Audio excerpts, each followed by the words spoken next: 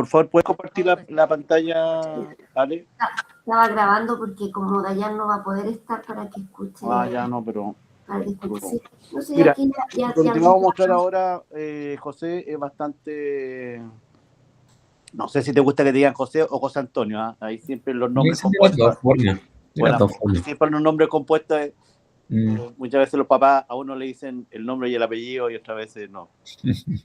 Mira, te vamos a enviar esto igual, pero te lo queríamos comentar antes.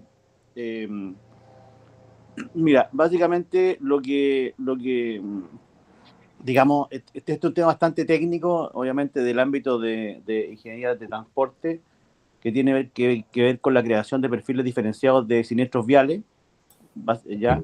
Entonces, hicimos una estructura de trabajo donde aquí un poco, en esta estructura, te vamos a ir contando como el drill down, digamos, de que vamos a ir siguiendo en la presentación. Entonces, inicialmente vamos a explicar cuál es el ámbito, digamos cuál es el sentido, para qué sirven los perfiles diferenciados de siniestros viales, es como lo primero, cuál es el sentido, digamos, de hacer este trabajo y a dónde impacta y a qué aplica. Después nos vamos a ir a lo que se llama la pregunta o predicción que deseamos dar respuesta, digamos, básicamente dada la información, qué cosa queremos predecir. Después la estructura y los datos, digamos, cómo están los datos, cómo están estructurados, qué tipo de datos son y todo eso, para que se entienda bien eso. El periodo de los datos, la estructura. Después, otra sección que vamos a tener se llama enfoque metodológico y algoritmo, que básicamente ahí vamos a ir explicando los 4 o 5 pasos que vamos a seguir para ir aplicando en Colab cada uno de los algoritmos y qué cosas vamos a ir haciendo, como por ejemplo que inicialmente, digamos, vamos a usar aprendizaje no supervisado, después que vamos a usar para lo que es selección de características, que vamos a usar para reducción de dimensionalidad, digamos, obviamente pensando en la reducción de dimensionalidad como método de eliminación de ruido, después que vamos a aplicar para clúster y después, ¿no es cierto?, nos vamos a otra parte que tiene que ver con la discusión metodológica. ¿Y por qué hicimos aparte la discusión metodológica? Para dejar más limpio el enfoque. Entonces, después en la discusión vamos a ir diciendo, bueno, ¿por qué estamos usando aprendizaje no supervisado y no uno supervisado? ¿Por qué estamos aplicando tal o cual método de selección de características? ¿Por qué aplicamos tal método de reducción de dimensionalidad? ¿Por qué aplicamos tal método de clusterización? ¿Te das cuenta? Digamos, vamos a ir como para no ensuciar el enfoque metodológico y los algoritmos. Después vamos a ir explicando un poco, hicimos otra sección de la discusión metodológica, ¿ya? Entonces esa es otra sección aparte, porque si no es como que se enreda mucho ¿cómo se llama? El aspecto de la aplicación metodológica con la discusión del por qué. Después nos vamos a ir a otra sección que se llama conclusiones, ¿ya? Donde ahí básicamente vamos a explicar, los parámetros, digamos, los parámetros que nos permitieron converger, por ejemplo, a los clústeres, los parámetros que no, digamos, todos los parámetros, digamos, parámetros e hiperparámetros que fuimos utilizando, ¿no es cierto?, dentro de lo que es el enfoque metodológico y los algoritmos, ¿ya? Y también ahí mostrar los grafiquitos con los clústeres y todo eso. Y después una última sección que se llama lecciones aprendidas, donde obviamente desde la dimensión de un neófito como nosotros, aquí van a haber muchas lecciones aprendidas, digamos, que tú vas a decir, oye, es muy básico, pero básicamente desde nuestra experiencia de lo que hicimos, digamos, en qué medida, digamos, uno puede, del punto de vista, ¿no es cierto?, de la pregunta que estábamos respondiendo, digamos, decir, el uso de Machine Learning para la creación de perfiles diferenciados, un poco, ahí está, ¿no es cierto?, nuestra recomendación con respecto al uso de Machine Learning para ese tipo de información. Eso es lecciones aprendidas, ¿ya? Que obviamente puede tener un montón de ripios técnicos, metodológicos y todo lo demás, pero obviamente desde nuestra visión, ¿ya? Y una pequeña observación nomás, desde el punto de vista conceptual, las conclusiones, lo que mencionaste tú, digamos, en la estructura de cuando uno arma esto, es más bien pertenece a la parte de resultados o discusión. O sea, si tú vas a hablar los gráficos, que son esencialmente los resultados, ¿Ya? toda la parte de hiperparámetros es parte de la parte resultados que también se muestra. No es necesario desarrollarlos todos, pero efectivamente uno los pone en resultados. Y en las conclusiones, uno normalmente lo que pone es al estilo, ¿cuáles son los principales hallazgos que encontró el- de alguna manera el análisis? Las lecciones aprendidas como parte de las conclusiones también. Y si hay una visión de trabajo futuro, también es interesante. Ya, súper. Entonces ahí tú estás anotando eso, Ale, ¿no es cierto? Sí. Perfecto, ya, porque lo que pasa es que yo voy saliendo por el camino a otro lado, entonces no tengo cómo anotar. Yo Ya, tengo perfecto, una maravilloso. pregunta. Eso se los digo también, perdón, hay un poquito, se los digo también en línea cuando uno escribe un artículo científico, va en esta misma forma, ¿no es cierto? La conclusión normalmente se escribe en esa manera y toda la parte de los gráficos y todo eso va a los resultados. Dale nomás, Ale. Sí, nos dimos harta vuelta con la pregunta, Parte, sí. la pregunta de lo que queríamos responder, porque justamente yo tenía una base de datos que era de accidentes. Ahora, tenemos en total, ahora igual hay que limpiarla porque mirándola tiene harto ruido y cosas que están incompletas también. Son 14.000 datos. Ah, es una buena base de datos. Es una buena base de datos. Sí, ¿Está bien esa cantidad de datos para sí, sí, de hecho, 14.000 datos de este tipo no son menores. Se puede utilizar efectivamente una investigación. la segunda es si la pregunta nos quedó bien estructurada, es decir, que lo que queremos hacer justamente eh, como identificar todos los patrones que hay y en general cómo se interrelacionan estos patrones. Sí, ahí esta pregunta a lo mejor requiere un poquito de contexto ¿Ya? para entender si es que desde el punto de vista de transporte, hoy en día ustedes visualizan patrones, si visualizan comportamientos. Por decir algo, por ejemplo, en marketing que a mí me tocó trabajar, esa gente buscaba mucho casos de clientes digitales. Ellos ya buscaban ese patrón, entonces hacían los análisis y trataban de encontrar grupos que tuvieran esa característica. Entonces, desde el punto de vista de accidentes, no sé si a lo mejor hay algún tipo de catalogación, alguna estructura que se quiera diferenciar desde el negocio o eso está abierto. En general, hay que anotar. En general, lo que uno ve en temas de accidentes, generalmente son puras estadísticas. Estadística de cuántas personas murieron, cuáles fueron las principales causas, pero así como relación, al menos yo no he visto. No se ve. Ahora, ¿qué sería lo que uno podría identificar, por ejemplo? No sé, por lo mejor los grupos que son más vulnerables, la severidad del accidente. Si bien uno sabe cuál, existe toda ¿cómo se llama? Estas estadísticas que dicen, no son específicamente estadísticas, pero son estas reglas que si uno está a 100 metros y vengo a 60 kilómetros por hora, la probabilidad de que la persona muera es casi un 80%. En cambio, si viene a 40, 50 y a una distancia de 60, ya eso baja como a 30, 35%. Eso es importante, justamente tener esa visión, o sea, vamos a apuntar a ese tipo de escenario, pues uno también podría apuntar a un escenario geográfico, por decir algo, idea. Entonces, es relevante porque cuando vayan a mirar los resultados, van a ir con esa idea.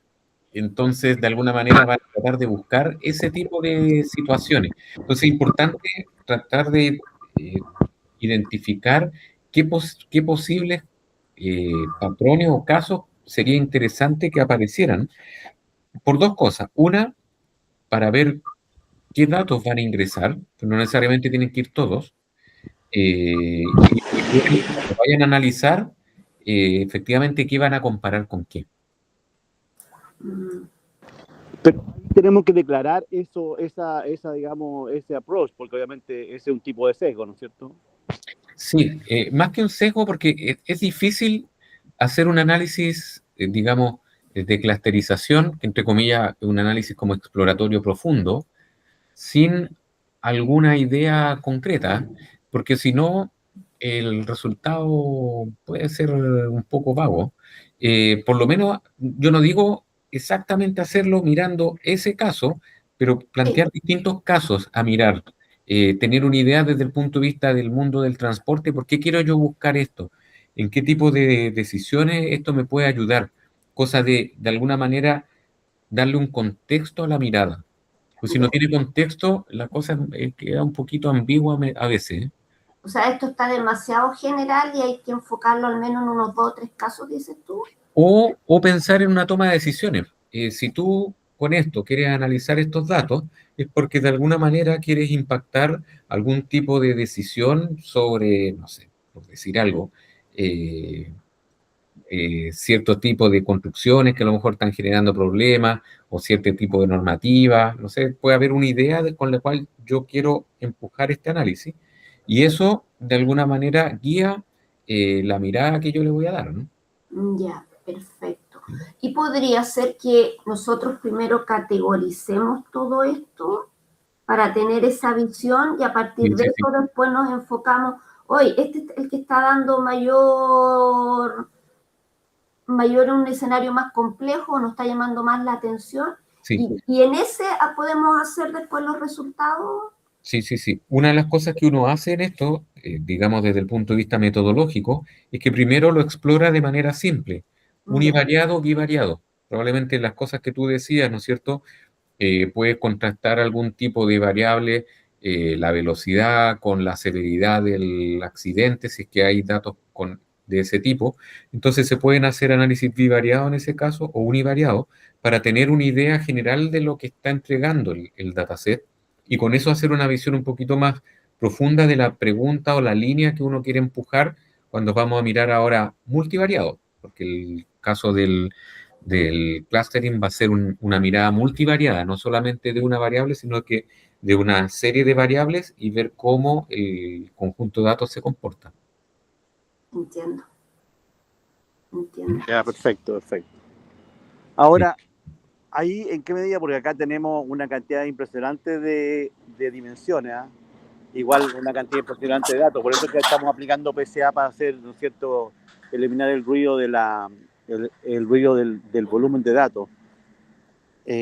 Entonces, en esa dimensión, con eso que tú estás planteando, José, uno podría a lo mejor ir eliminando, digamos, previamente algunas sí, características.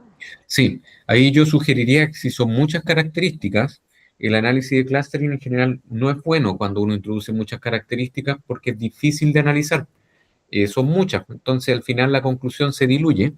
Y por eso esta visión desde hacia dónde yo quiero llevarlo en términos de la toma de decisiones y del aporte del análisis es relevante para decir un filtro que puede ser desde el punto de vista del especialista. Como yo, ingeniero de transporte, en realidad sé que este conjunto de variables son las más relevantes y eso es válido, es válido. Pero aparte eso se puede corroborar con análisis, por ejemplo, de selección de características o algún análisis, digamos, que permita hacer reducción y poder posteriormente mirar. Lo que hay que tener cuidado en la reducción es que de alguna manera en la conclusión final pasa por más etapas, porque el clúster que se genera ahí son con variables transformadas y después yo tengo que volver a las originales para poder sacar la conclusión. Sí, pero disculpa, pero es que nosotros inicialmente, digamos, digamos, no vamos a aplicar, digamos, inicialmente lo que vamos a hacer para reducir las dimensiones, vamos a ocupar selección de características. No, sí, eso está muy bien. Eso Claro, no entonces tiene nada. vamos a usar PCA para eliminar el ruido de la fila, digamos así. Ok, ok, ok. Sí. Entonces, por eso que partimos con selección y después para el ruido elegimos la reducción de dimensionalidad. Digamos. Ahora, tengo ahí una pregunta, porque obviamente nosotros, es decir, a ver, uno en general en la industria usa, ¿no es cierto?, modelos, digamos, de aprendizaje supervisado. eh, y aquí estamos aplicando no supervisado. Y lo que me pasa a mí con el método que vimos, digamos, con los métodos que vimos, básicamente que aquí estamos aplicando filtrado, es que son métodos como muy similares a los métodos antiguos estadísticos, eh, y obviamente uno podría aplicar muchas veces otros métodos, digamos, estoy hablando digamos, de un random forest y otro, pero eso, ¿no es cierto?, van en la línea de, ¿no es cierto?, ahí tengo que tener, digamos, un banco de datos de, ¿no es cierto?, ¿no es cierto?, de entrenamiento, otro banco de datos de ¿cómo se llama?, de Sí, pero, testeo. pero Se nos hace un trabajo un poquito más extenso. Y por eso sí, que nos fuimos a un aprendizaje no supervisado. hay que pensar que en la selección de características nosotros teníamos métodos embedded que justamente utilizan este tipo de algoritmos como random forest o como métodos boosting. Pero ahí en realidad la pregunta más delicada sería saber si es que el dataset que van a trabajar realmente tiene una variable target. Porque por lo que veo así por la conversa pareciera que esa variable target no Exactamente. existe. Ese era el otro problema, que no tenemos con qué, digamos, no tenemos esta variable target para hacer el aprendizaje. Claro, Entonces, claro, entonces al final, por eso que también nos fuimos por no supervisados, digamos, sí. porque nos íbamos a encontrar con estos dos problemas. Número uno, que no teníamos variable target, y número dos, que el tiempo de trabajo se nos iba a incrementar de manera sustantiva.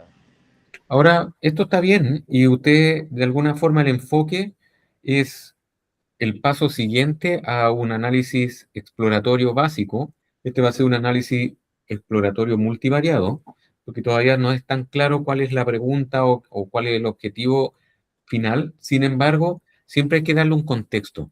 Hay que darle un contexto porque si no, el análisis es difícil que se pueda extraer una conclusión que sea relevante. Hacia dónde lo queremos aplicar. Puede ser de alto nivel, no tiene por qué ser tan preciso, pero sí un sentido de dónde, por qué queremos mirar este dataset. Eso tiene que existir, ¿no?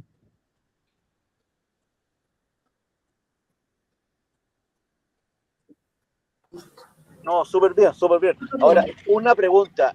Estamos haciendo más de lo que se esperaba, que la típica pregunta, que uno muchas veces parte haciendo algo y a lo mejor No, lo que se quería era otra cosa, entonces también tenemos esa duda de si no, estamos bien está orientados muy o bien. no. Por eso es Piensen que que, queríamos hacer sí, esta como explicación preliminar antes de ponernos a usar Colab y todo eso. sí, sí, sí. Yo en ese aspecto, y es por eso que yo nunca quise precisar tanto el punto de decir, no, vayan, hagan A, B y C, porque el objetivo de esto es que justamente tengan una primera aproximación a lo que finalmente van a ser sus trabajos de investigación y que se vean enfrentados a un conjunto de datos que no sabemos realmente qué es lo que vamos a empujar y tenemos que de alguna manera darle un sentido a esto, darle una estructura y por lo tanto en ese aspecto lo que ustedes plantean está perfecto. No, no veo, de hecho, cumple con lo que uno realmente quiere. No necesariamente eso significa que todas las presentaciones llegan con lo que uno espera, Claro. pero lo que uno esperaría es este tipo de condición, sí.